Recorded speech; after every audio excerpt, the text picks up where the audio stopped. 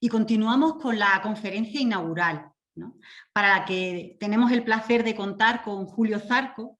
Él es presidente de la Fundación Human y actualmente es el subdirector gerente del Hospital Clínico San Carlos de Madrid. Julio es un referente en humanización de la asistencia sanitaria y lleva muchos años impulsando proyectos y planes en esta línea. De hecho, él ha colaborado en la elaboración del plan que hoy se presenta. Hoy va a reflexionar sobre la humanización como herramienta transformadora y participativa. Muchas gracias, Julio, por acompañarnos en este día y cuando tú quieras.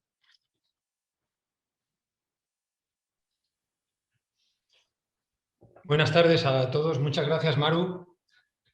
Gracias a todos vosotros por haber tenido la gentileza de invitarme a dar una pequeña charla, una pequeña sinopsis sobre la humanización. Debo daros las gracias especialmente y tengo mucha emoción y además como son unas jornadas de humanización, pues yo creo que esto hay que expresarlo y verbalizarlo, porque efectivamente tuve la fortuna, como bien sabéis, de llevar a cabo, siendo viceconsejero de Sanidad de la Comunidad de Madrid, el Plan Estratégico de Humanización de la Comunidad de Madrid, ayudar a mi homónimo de Castilla-La Mancha, Rodrigo Gutiérrez, a colaborar conjuntamente, él conmigo y yo con él, en el Plan Dignifica de Castilla-La Mancha, ayudar también a los compañeros gallegos en el Sergas a llevar adelante también su plan estratégico, pero este plan estratégico de Andalucía ha sido especial. Hemos colaborado desde la Fundación con vosotros, hemos aprendido muchísimo, ha sido jornadas muy intensas y me parece que el producto de ello, el producto que se va a presentar aquí, es un producto maravilloso. ¿Y por qué? Pues diréis, ¿esto se lo dice a todos? Pues no, no se lo digo a todos. Creo que habéis dado una visión, luego lo van a presentar los compañeros, habéis dado una visión de la humanización distinta, habéis dado una perspectiva distinta a lo convencional en el abordaje de la humanización y precisamente el motivo cuando Maru y otras compañeras, y Chelo y demás se pusieron en contacto conmigo, pues estuvimos hablando sobre esta situación. ¿De qué podría hablar yo? ¿De qué podría hablar yo con personas, que sois todos vosotros, que de una manera muy coral habéis construido un plan estratégico de humanización, como digo, coral, multidisciplinar, transversal, muy original en su visión? Y pensé que era bueno hablar sobre la visión de la humanización. Lo único que os voy a pedir disculpas es que no puedo, por un problema técnico, me pilláis en el hospital y por un problema técnico no puedo pasar yo la presentación y voy a tener que decir a la vieja usanza el típico pase de la exposición. Pero bueno, eso también nos hace más humanos, ¿no? Porque en lo tecnológico pues seguimos, digamos, un poco el tratar de recuperar un poco el famoso pase la siguiente, pase la siguiente. Entonces, si el compañero puede hacer el favor de pasar la presentación, la primera diapositiva, os lo agradecería. Fenomenal. Pues pasa a la siguiente, por favor. Realmente la visión que quiero compartir con vosotros sobre la humanización, os voy a hablar de filosofía. Y Dios mío, de filosofía. Sí, y voy a tratar de justificar por qué voy a hablar de filosofía, y lo vais a ver a lo largo de esta exposición. Porque hablamos de humanización cuando la humanización es inherente, como bien sabéis, a las profesiones sociosanitarias.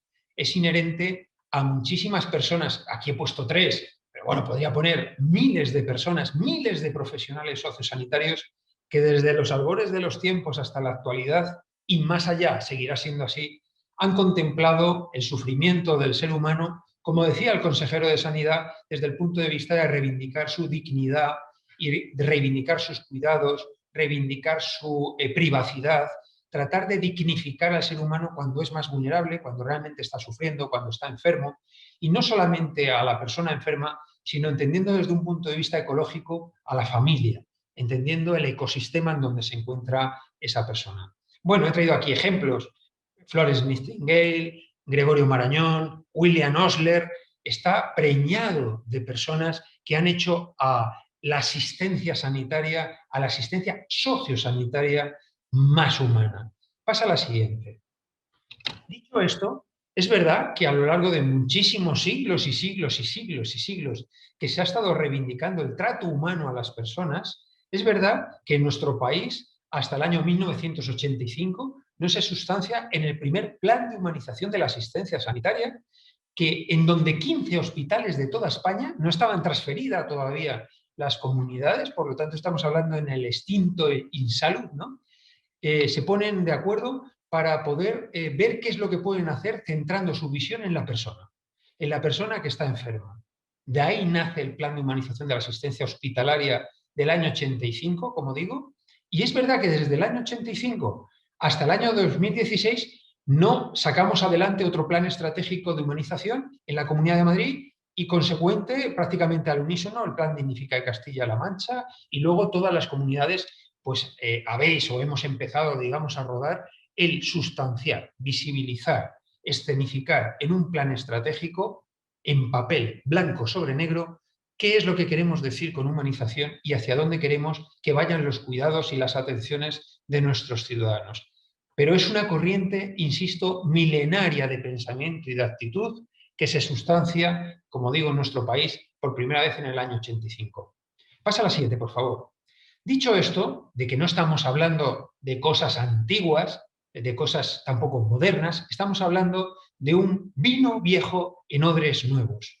Tuvimos la fortuna en la Fundación de que desde el Servicio Andaluz de Salud y desde la Consejería, pues sería en septiembre del año 19 el hacer un acuerdo marco para poder ayudar en la colaboración. Creo que nos habéis ayudado vosotros más a la Fundación que nosotros a vosotros, pero yo creo que ha sido un aprendizaje bidireccional, muy sinérgico, para poder ayudaros como decía el consejero, en esta andadura y en este proyecto maravilloso que tenemos. Bueno, hablamos septiembre del año 19, pasa a la siguiente, y empezamos a trabajar con todos vosotros, primer año, y llega la pandemia. Llega la pandemia, es inevitable, ¿no?, hablar de la pandemia, y si hablamos de humanización es más inevitable hablar de pandemia, sin lugar a dudas.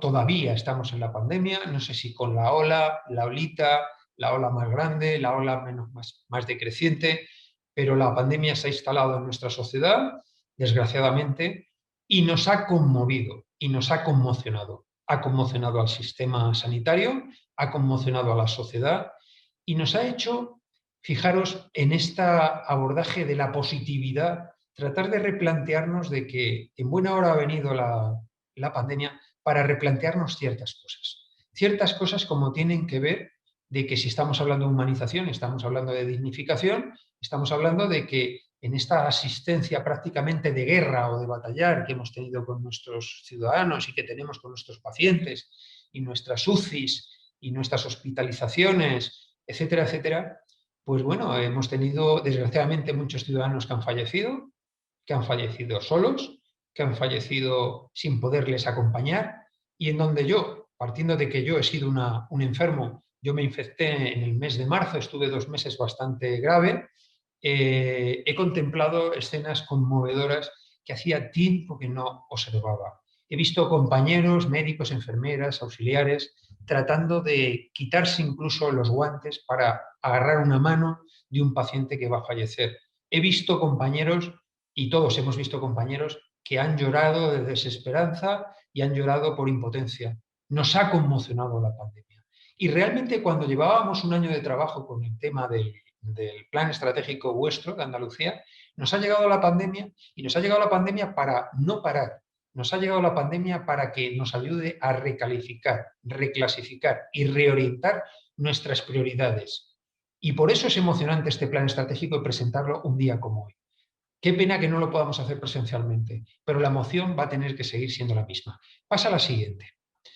Cuando hablamos de humanización, la siguiente un poquito hacia adelante, pasa a la siguiente, pasa a la siguiente. Cuando hablamos de humanización, yo siempre pongo esta diapositiva. Es más, recuerdo perfectamente que os la puse a vosotros en la primera reunión que tuvimos en la Escuela Andaluza de Salud Pública, porque para mí la humanización es como el camarote de los hermanos Marx.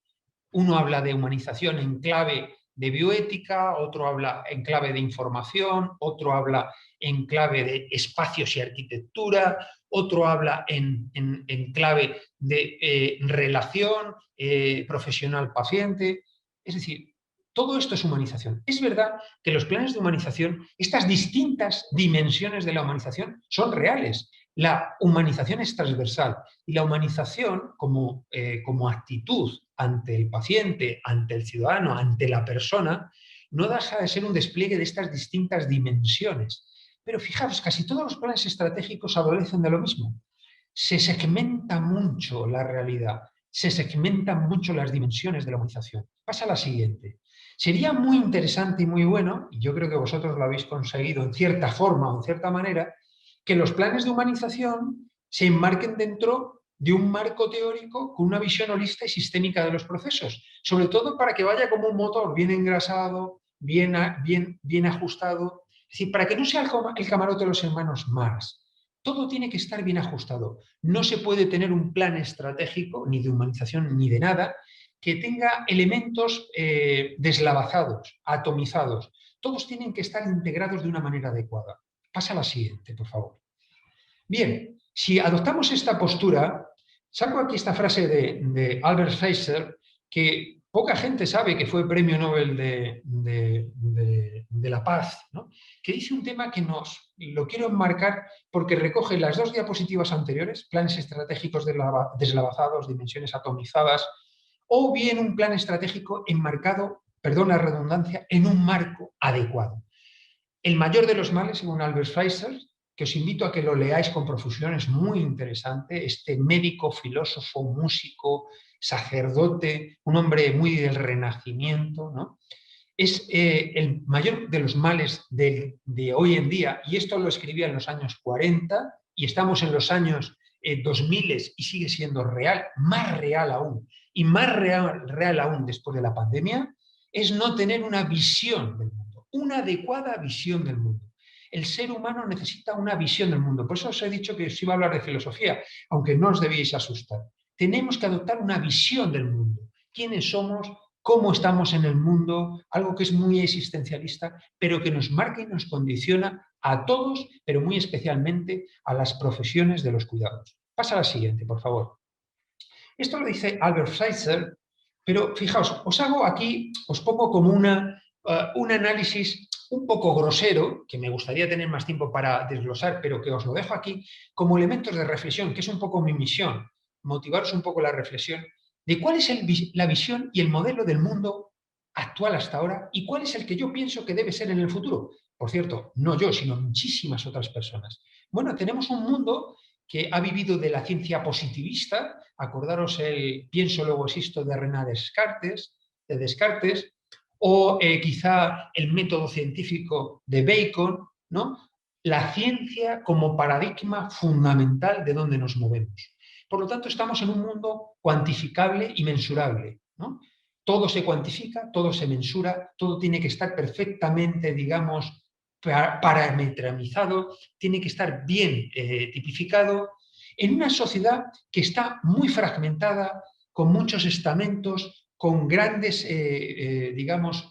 zonas de marginalidad, pobreza, falta de recursos, donde gran parte de la riqueza la mantienen unos pocos. Esto sigue ocurriendo, donde las grandes pulsiones del ser humano siguen existiendo, sigue existiendo la violencia, siguen existiendo las guerras, sigue existiendo la ambición, en una sociedad muy fragmentada donde se prima lo individual, es decir, el individuo. Es decir, el individuo es el importante, un individuo que está en un mundo tecnologizado, donde hay una corriente de transhumanismo tremendamente grande, donde lo que impera es, insisto, la ciencia, el parámetro y la cifra, donde se busca la información y el conocimiento. Hoy en día un individuo no es nadie si no tiene información y conocimiento, donde se analizan los fenómenos de una manera efectivamente muy parcelada, muy recortada, donde estamos asistiendo a un atomismo, producto del método científico. Ya sabéis, los científicos analizamos fragmentando el fenómeno y controlando variables. Cuantas más variables podamos controlar, muchísimo mejor. Por lo tanto, reducimos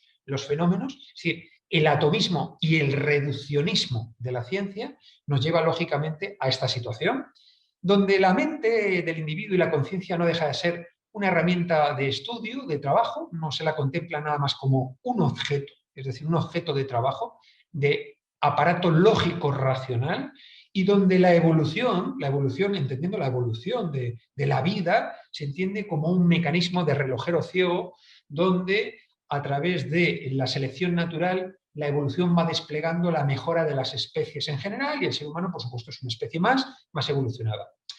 Pero fijaros, hemos evolucionado mucho, nunca mejor dicho, y hoy en día ese modelo, el modelo positivista, científico, lógico, racional, mensurable, individualista, fragmentado, hoy en día no se sostienen bajo ningún concepto. Han aparecido paradigmas emergentes, la mecánica cuántica nos está dando grandes sorpresas, donde observamos que el movimiento de un electrón hace que el electrón a millones de años luz de ese mismo electrón pueda modificarse en la misma onda del electrón a millones de años luz, donde la mecánica cuántica nos está arrojando situaciones paradigmáticas, donde las neurociencias están demostrando que la mente es el mayor y gran logro que existe hoy en día en el mundo conocido. No es una herramienta tan sencilla, tan simple, no es un A más B.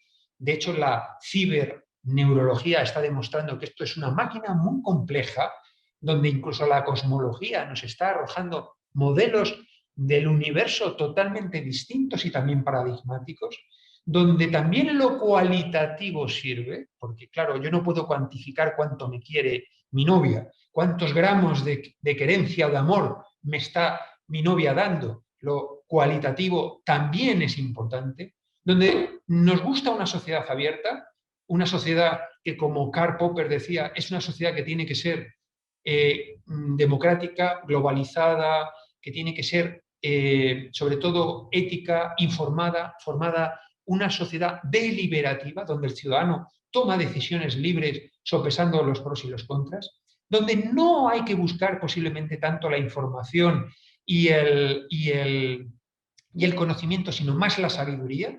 No es más sabio el que más información tiene, tampoco es más sabio el que más conocimiento tiene, es más sabio aquel que sabe usar de manera adecuada esa información, esos conocimientos, y eso se rige por otros parámetros. Hay otras formas de conocer la realidad, aparte de la ciencia y lo cuantificable. También me enseña la literatura, también me enseña el arte, también me enseña la poesía, también me enseñan muchas otras cosas, ¿no? Donde el análisis de los fenómenos, en vez de ser tan fragmentados, deberían ser más vistos o observados desde una manera sistémica, más desde el punto de vista de la fenomenología, es decir, como corriente de pensamiento que vea el fenómeno en global, donde la mente ya no es, y la conciencia no es una simple herramienta, donde la mente y la conciencia son realmente creadores del mundo que estamos viviendo. ¿Hasta qué punto el mundo que yo contemplo y percibo es el mismo que percibís todos y cada uno de vosotros? Cada uno tenemos nuestro mundo y nuestro mundo lo transformamos. Acordaros de la máxima que Leo Tolstoy decía: para transformar el mundo primero tenemos que transformar nuestra mente, transformar nosotros la visión del mundo, ¿no? Y donde la evolución, como un proceso teleológico, hay una cierta dirección. Esto no es fácil de que sea un relojero ciego y ocurren acontecimientos aleatorios que hacen que de repente las especies evolucionen por pura selección natural. No estoy hablando de un modelo creacionista, lo digo para los que se asusten y se rasguen las vestiduras, no estoy hablando de modelos creacionistas, pero tampoco estoy hablando de modelos ciegos, de evolución ciega y cerrada, donde todo surge porque tiene que surgir al azar. Y es igual que si yo un reloj lo deshago, lo tiro en la mesa cada pieza y de repente yo espero que ese reloj se componga y se vuelva a recomponer en un reloj muchísimo mejor que el que yo he descompuesto antes. Eso es bastante improbable, ¿no? Hay algo que está aconteciendo, algo que evidentemente empuja las cosas. Pasa a la siguiente, por favor. Por lo tanto, estamos hablando de que para hacer un plan de humanización, para atender a nuestros pacientes, para ser y estar en el mundo, tenemos que tener una visión del mundo. Y yo os propongo varias propuestas para discutir, por supuesto. Y tengo como 10 minutos para no aburriros, porque yo creo que es preferible dar en dosis homeopáticas, ¿no? esta digresión que os estoy planteando, ¿no? Bueno, hay un principio que es un principio que merece la pena tener en cuenta, que es el denominado principio antrópico, ¿no? ¿Qué es esto? Bueno, el destino del universo está ligado al destino del ser humano. Sí, es así. Y es así y cada vez es más así. Es decir, el ser humano tiene un impacto en el entorno y ya no en el entorno medioambiental, climático, etcétera, sino en el impacto relacional, en las políticas sociales, en la humanidad, en la tierra. Impresionante. No se puede contemplar un principio evolutivo sin un principio antrópico donde el ser humano es una parte muy importante, tanto en lo individual como en lo colectivo. Bueno, la evolución, estábamos hablando de la evolución como devenir creativo, ¿no? Hombre, parece que hay algo que va empujando, ¿no? Es que es muy difícil que las fuerzas ciegas, digamos, las casualidades, sean las que operativizan a lo largo de miles de años cambios tan absolutamente maravillosos. Es que la mente es maravillosa, es que una flor es maravillosa, es que una hormiga es maravillosa, es que lo que se mueve en el amor entre dos personas es maravilloso, es que la compasión es maravillosa. La evolución es una fuerza creativa que en cierta manera articula la vida en nuevas formas de conciencia. Y eso es la evolución realmente. La evolución es un devenir creativo, un despliegue de la vida de una manera que va desplegando la conciencia y a su vez la conciencia de los individuos van desplegando esa vida. Por eso hay un concepto que es el de mente participativa. Ya la mente no es una herramienta que tenemos los seres humanos única, exclusivamente, de una manera lógico-racional como un instrumento. Es decir, la cosificación de la mente o la instrumentalización de la mente. No, la mente participativa es que está presente en todos los productos de nuestro conocimiento. ¿Qué imagen tenemos del mundo? Lo que los clásicos llamaban el imago mundi. ¿Qué es el imago mundi? ¿Qué imagen tengo? Yo tengo la misma imagen del mundo que un señor que vive en un barrio deprimido de Nueva Delhi. Yo tengo la misma impresión y percepción del mundo que una hormiga. Yo tengo la misma impresión y percepción que un señor que vive en Wall Street y en Manhattan y que es un multimillonario. Es que el imago mundi, la imagen que tenemos del mundo, claro que condiciona. No solamente condiciona nuestra conciencia, condiciona nuestras acciones y, por definición, ese despliegue evolutivo de la vida, ese impacto en la vida, impacto en la evolución.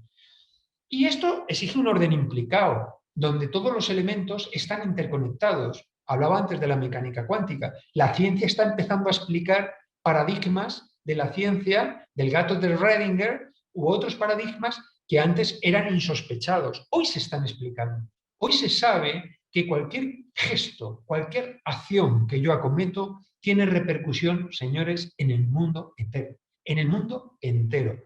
Cualquier acción repercute en el todo. Pasa a la siguiente. Y por último, estos otros principios, que son los tres últimos que os voy a poner como elementos de reflexión. Bueno, yo hablo de teología de la esperanza. Señores, el ser humano ancla su existencia fundamentalmente en dar sentido a la vida. Siempre me gusta sacar la logoterapia de Viktor Frankl. Sabéis que fue un psiquiatra austriaco que basó toda su teoría en la logoterapia, en su visión del mundo y sobre todo en que todo hay que buscar sentido. No hay más sin sentido que un ser humano que no tiene sentido en su vida. El ser humano muere cuando carece de sentido su vida y por lo tanto la esperanza es consustancial a la urdimbre de la existencia. La esperanza es consustancial al ser humano. No se puede ser un ser humano completo sin esperanza. Y eso tiene que ver con la dignidad y la dignificación, ¿no? Y como decía Albert Schweitzer, habla sobre la reverencia por la vida. Claro, es que la reverencia por la vida, esa maravillarse de la vida, no se me ocurre ninguna otra palabra, surge de un acto de comprensión profunda del milagro y de la belleza de la propia vida y se sustancia en la compasión y la empatía. Por lo tanto, ese maravillarse, ese continuo maravillarse de que estamos aquí, somos así, pensamos, sentimos, late nuestro corazón, nos maravillamos por las obras de arte, amamos, odiamos, queremos. Eso es la reverencia por la vida, esa sorpresa continua, ese milagro de la vida. Y por último, la ecoética, lo que se llama la ecoética, ¿no? Bueno, es lo que llaman los filósofos modernos la aparición del Homo sapiens moralis, ¿no? Es decir, cuyos valores, es decir, la ética es importante, es fundamental, es un tronco fundamental que emerge de una mente evolucionada, de un ser humano evolucionado, donde existe, uno, la reverencia por la vida, ese sentido de el maravillarse y sorprenderse de la vida, la responsabilidad por nuestra vida y por otras vidas, y cuando digo por otras vidas es la vida en general con mayúsculas. No estoy hablando de seres humanos solos, estoy hablando de que estamos todos aquí en un planeta donde existe un equilibrio, acordaros de la hipótesis Gaia, ¿no? Donde contempla, hipótesis Gaia de los años 70, donde contempla el mundo desde un punto de vista global. La Tierra es un gran ser vivo, donde hay sus pulmones, sus torrentes sanguíneos, etcétera, etcétera. La responsabilidad para con la vida. ¿Quién mejor que los profesionales sanitarios para hacer gala de la responsabilidad por y para la vida, ¿no? La austeridad, pues la austeridad, hay una austeridad importante. El tener un concepto de la vida desde un punto de vista estoico, hacer lo más con lo menos. No significa vivir en la pobreza, ni escatimar, sino simplemente tratar de hacer lo más con lo menos, ¿no? Y la búsqueda de la sabiduría, no del conocimiento, de la información, perdonadme. Acordados de ese famoso libro de Daniel Goleman que hablaba de la inteligencia emocional. No, estamos hablando de la combinación especial de ese conocimiento con esa información, con esa experticia de la vida y esa forma de andar por la vida y de hacer la vida como una obra de arte, ¿no? Bueno, pasa a la siguiente. Yo haría estas propuestas. ¿Y por qué haría estas propuestas? Porque fijaros, estas propuestas no son novedosas. Y diréis, ahí va, si nos están poniendo a filósofos antiguos. Sí, sí, sí, sí. Fijaros, estas propuestas, fijaros que empiezo con un señor presocráticos, estas propuestas empezaron con Pitágoras. Con Pitágoras. Que Pitágoras lo que menos hizo fue descubrir el teorema de Pitágoras, que tampoco lo descubrió él, por cierto, porque lo descubrieron sus discípulos de escuela y no fue él. Pitágoras hablaba de esa armonía y esa visión del mundo tan absolutamente melodiosa en donde existe una interrelación sistémica.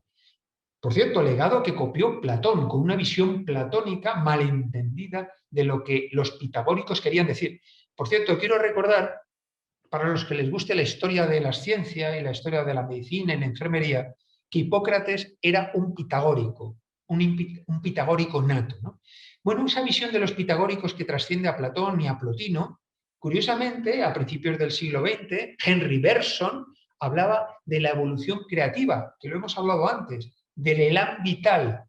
El elan vital como esa especie de algo que está empujando las cosas. Por Dios, no estoy hablando de Dios. Quien quiera hablar de Dios, que hable de Dios. Estoy hablando de la evolución. Pero no es una evolución ciega, es una evolución que despliega poco a poco la vida y la conciencia. Era el elan vital de Henry Bergson. Fue uno de los filósofos más importantes que ha tenido el siglo XX y de los más desconocidos del siglo XX, que también trasciende a Aurobindo, filósofo del siglo XX hindú, donde hablaba precisamente de la evolución de una manera creativa y donde personas como Teilhard de Chardin, que fue un jesuita suizo, que fue excomulgado precisamente porque él era paleontólogo y tenía una visión de la evolución como un acto creativo donde la especie humana era un eslabón de otros futuros que vendrán y que, por supuesto, vamos desplegando de una manera, armónica esa evolución, termina desembocando en un filósofo como Skolimowski, que es un filósofo polaco, fallecido hace 2 años, donde habla de la mente, creo que tengo que ir terminando, de la mente participativa y del humanismo participativo. El humanismo participativo... Skolimowski. Eso será una ginebra. Todos... ¿Perdón? Que se ha colado alguien hablando que si Skolimowski es una ginebra. No, Skolimowski puede ser que sea una ginebra, yo no es conocida. Se ha colado un audio, y siempre es interesante estos pequeños deslices que nos dan más humanidad, ¿no? Skolimowski es un filósofo, efectivamente, falleció hace 2 años, polaco, que hizo toda su carrera profesional en Estados Unidos y en el Reino Unido, que es posiblemente el filósofo contemporáneo con más impacto hoy en día en la filosofía actual. Y con todos estos elementos, ¿de qué hablamos? Pues no hablamos de humanización, hablamos de humanismo participativo. ¿Y qué es el humanismo participativo? Coger todos estos elementos de un nuevo paradigma, tratando de tener una nueva visión del mundo y de lo que necesitan nuestros conciudadanos y de lo que necesita la sociedad y de lo que necesita el mundo, con una visión distinta donde la visión positivista ultracientífica se complementa con una visión más cualitativa, más de los sentidos, más de las percepciones, más de la humanización, más del corazón, que lo único frío y escrupulosamente cuantificable que es la ciencia. Pasa a la siguiente. Por lo tanto, yo os propongo como alternativa este tipo de humanización enganchada en un modelo distinto, en un modelo sistémico, en un modelo ecológico, en un modelo sostenible, en un modelo responsable, en un modelo donde todo tiene que ver con todo, donde el individuo con sus acciones tiene un impacto tremendamente grande en todo lo que le rodea, y esa es la verdadera humanización. Y ese es posiblemente el verdadero modelo hacia el que tenemos que ir. Y para ello hago estas 3 propuestas, que son las 3 últimas propuestas que hago. Una de ellas es que esto se basa fundamentalmente en una elección ontológica. ¿Y eso qué significa? Bueno, hay que adquirir un nuevo modelo. Es que ya no nos sirve el antiguo modelo. Eso es lo que nos ha venido a descubrir el COVID, señores. Que lo anterior, lo antiguo, ya no sirve.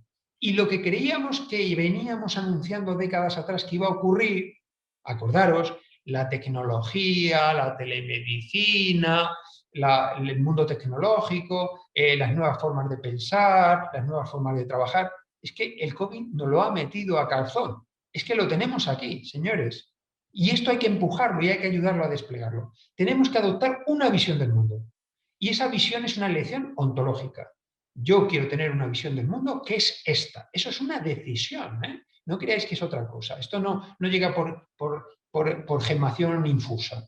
Es así. Segundo, hay que hacer un acto de co-creación, que ahora desgraciadamente es una palabra muy desvirtuada porque los políticos la utilizan con demasiada profusión sin saber lo que están utilizando. Hay que hacer una acción de co-creación y de creatividad. Es que ese nuevo modelo hay que construirlo. Tenemos que construir el mundo. No consiste, para construir el mundo hay que tener una visión del mundo, hacia dónde queremos ir. Por eso es teleológico, va dirigido a, y tiene que ser creativo, tiene que ser armónico. Y desde luego donde la ética y la conducta evidentemente es fundamental. Es decir, hay que tomar una decisión de qué mundo es el que quiero, hay que co-crear ese mundo y hay que vivir ese mundo para que en la vivencia de ese mundo nos ayude a la co-creación continua de ese mundo una y otra vez. Pasa a la siguiente. Por lo tanto, mi propuesta es esta. Mi propuesta de humanización, mi propuesta de abordaje del enfermo, mi propuesta de aproximación al ser humano, mi propuesta de actitud con C y con P, de cómo aproximarnos como sistemas sanitarios, cómo aproximarnos desde el punto de vista como personas, como ciudadanos, como seres humanos, al mundo, al cosmos, a nuestro sistema sanitario, a nuestro servicio de salud, a nuestro centro de salud, a nuestro hospital, a nuestros pacientes, a nuestros gerentes, a todos, es una visión de humanismo participativo donde los principios antrópicos, éticos, etcétera, estén imperantes.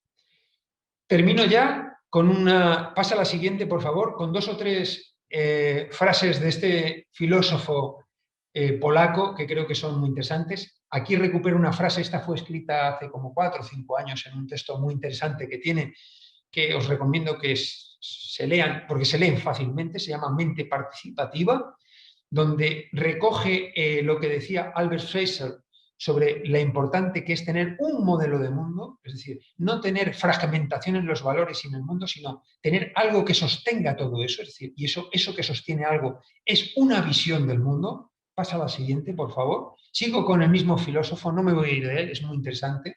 Pasa a la siguiente diapositiva.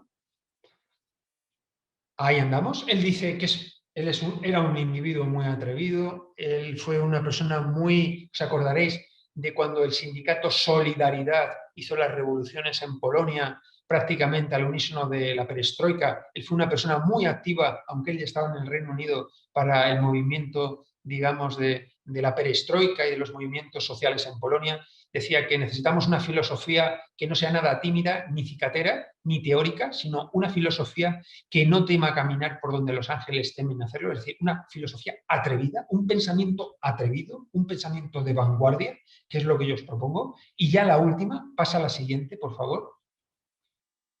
Dice esto: las paredes exteriores del cosmos son las paredes interiores de nuestras mentes. Esto recoge una máxima de los pitagóricos, de Platón, de Plotino, incluso de individuos anteriores, donde decía lo de dentro es igual a lo de fuera. Por cierto, Paracelso lo revitalizó en el siglo XIII. Lo de dentro es igual a lo de fuera, lo de arriba es igual a lo de abajo, lo de dentro, lo de mi cabeza está también fuera. El mundo me condiciona la mente y mi mente condiciona el mundo en el que yo vivo. Pon la siguiente, con esto termino. Quiero daros las gracias. Siento si os ha aburrido. Creo que era muy importante, digamos, contextualizar conceptualmente que cuando vais a un modelo de humanización, esto no es el camarote de los hermanos Marx. Yo creo que el privilegio que tenéis vosotros como sistema sanitario es que sois probablemente los primeros que habéis visibilizado que esto es así. De hecho, vuestro plan estratégico está muy enganchado en estas cosas que yo estoy diciendo. Y, por cierto, no ha sido por influjo mío, es decir, ha sido una reflexión autónoma y propia de los grupos de trabajo que habéis estado en ello, y por lo tanto os doy la enhorabuena por ello. Nos ponemos a vuestra disposición. También, si me permitís la cuña publicitaria, que sepáis que el día 17, 18 y 19 de junio con N tenemos el primer Congreso Internacional semipresencial de humanización que organiza la Fundación, donde estáis personas como Maru, Chelo, hay mucha gente de vuestra de Andalucía que está compartiendo con nosotros el Congreso, y os invito a que participéis en ese Congreso para ayudarnos a desarrollar este modelo y co-crear este modelo para poder tener un mundo mejor, más evolucionado, más justo y mucho más ético. Muchísimas gracias a todos y disfrutemos de este plan estratégico. Gracias. Muchas gracias, Julio. Sí que algunas cosas que reflejan este plan estratégico están inspiradas en algunas charlas tuyas, ¿no?, que hemos compartido.